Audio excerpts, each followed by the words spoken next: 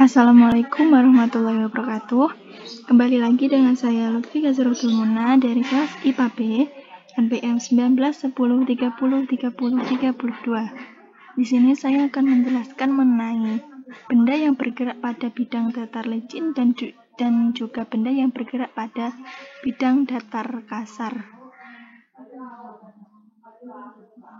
Baik, sebelumnya kita bahas dulu ya sedikit mengenai gaya. Jadi gaya itu merupakan suatu dorongan atau tarikan yang dapat menyebabkan benda bergerak. Nah, jadi selain menyebabkan benda itu bergerak, gaya juga dapat mengubah arah benda dan juga bentuk dari benda itu. Yang pertama yaitu benda yang bergerak pada bidang licin. Nah, sebuah benda yang terletak pada bidang datar licin itu ketika didorong atau ditarik dengan gaya sebesar F, misal saya tarik ke arah kanan, nah benda yang ditarik atau didorong mendatar itu memiliki konsep yang sama, yaitu arah gaya F sama-sama ke arah kanan. Jadi ketika saya menarik benda tersebut ke arah kanan, maka gaya F itu sama-sama ke arah kanan. Kenapa? Yaitu karena bidang licin ketika diberikan gaya horizontal ke kanan, maka benda juga akan bergerak ke arah kanan, sehingga arah perpindahan benda juga ke kanan. Nah, begitu ya teman-teman. Di sini saya menggunakan variabel X0 dan Y0 yang merupakan posisi awal benda, yaitu di sini min 180 dan juga Y0-nya yaitu 22. Jadi ketika X0 dan Y0-nya ini diset seperti ini, maka benda akan di sini ya. Kemudian gaya, nah F atau gaya ini saya berikan 40 Newton, kemudian T-nya 0 karena ketika awal bergerak benda itu T-nya 0 ya. V0 kecepatan awal saya berikan 20 meter per sekon, kemudian masanya 5 kg. Nah, di sini ada rumus A atau percepatan. Kita menggunakan hukum Newton kedua ya teman-teman, di mana F sama dengan M dikali A, maka A sama dengan F per M. Nah, di sini ya, A percepatan itu sama dengan gaya dibagi dengan massa. Di sini ada pen up, iras al, ini seperti kemarin ya. Kemudian kita juga dapat menambahkan soundnya. Nah, ini rumusnya ya teman-teman untuk mencari XT.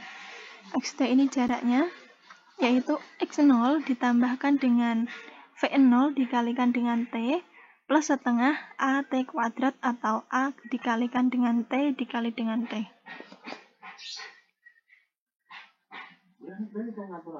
Nah, ini T-nya saya ubah menjadi 0,5, kita lihat ya.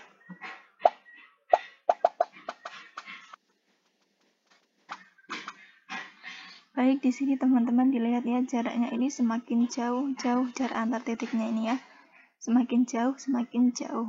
Nah, di sini ketemu A-nya tadi kan dengan rumus A sama dengan F per M. Di sini didapatkan A atau percepatannya ini 8 meter per sekon kuadrat. Kemudian T waktu yang diperlukan untuk menempuh jarak ini yaitu 8,5 sekon.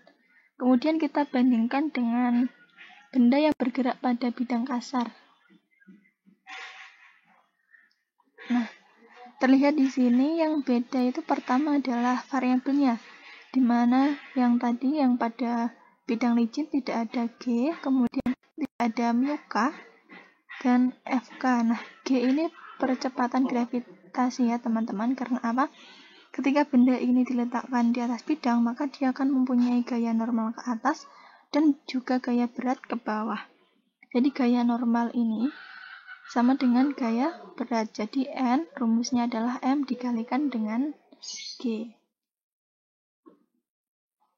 Kemudian di sini kenapa ada gaya geseknya dan koefisien gaya geseknya ini?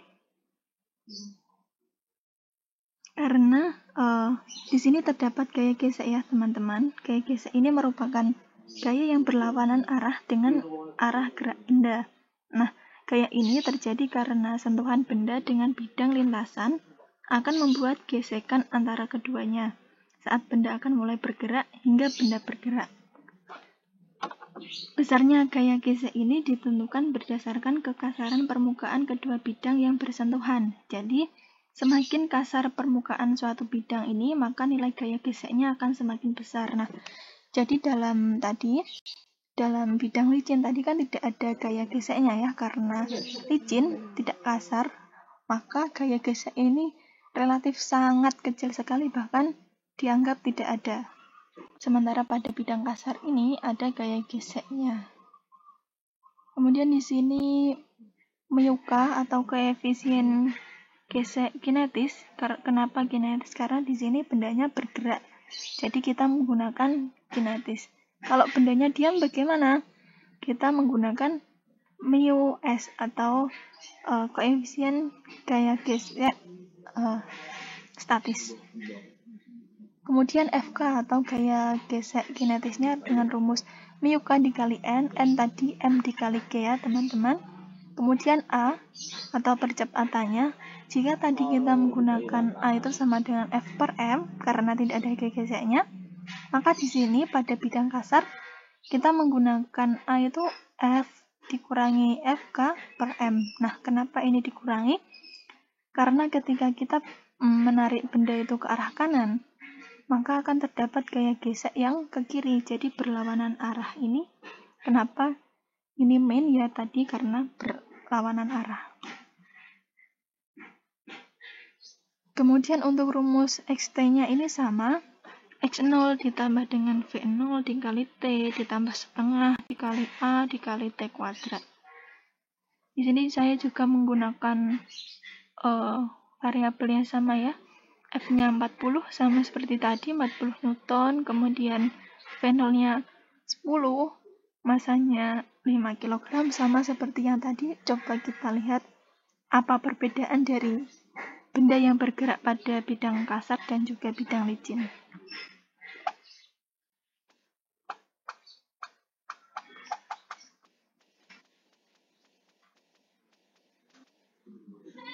Nah, bisa dilihat ya teman-teman, di sini jarak antar titiknya ini berdekatan sekali. Bahkan ketika renggangnya pun, renggangnya ini sedikit demi sedikit, tidak seperti yang tadi ya, langsung relatif besar begitu. Nah, karena apa di sini ya? Gaya gesek ini akan mempengaruhi pergerakan dari benda. Seperti contoh ketika kita ini mendorong atau menarik meja di atas lantai yang licin, katakanlah seperti marmer ataupun keramik, maka kita akan lebih cepat ya. Kalau kita mendorong atau menariknya di atas lantai yang kasar, misal itu masih plasteran begitu, maka akan lama ya. Begitu ya. Nah, ini juga dilihat dari T-nya. Kalau bidang kasar ini membutuhkan waktu 12 sekon, kemudian A-nya ini 4 ya. Kemudian pada bidang licin ini, nah T-nya ini hanya 8,5 dan A-nya ini 8 meter per sekon kuadrat. Artinya apa? Ketika benda ini bergerak pada bidang datar kasar, maka waktu yang dibutuhkan ini akan semakin lama karena adanya gaya gesek. Gaya gesek ini akan menghambat dari pergerakan benda tersebut. Kemudian A, percepatannya ini juga semakin berkurang karena adanya gaya gesek tersebut. Oke, baik teman-teman, saya kira cukup. Semoga dapat dipahami. Kurang lebihnya mohon maaf. Wassalamualaikum warahmatullahi wabarakatuh.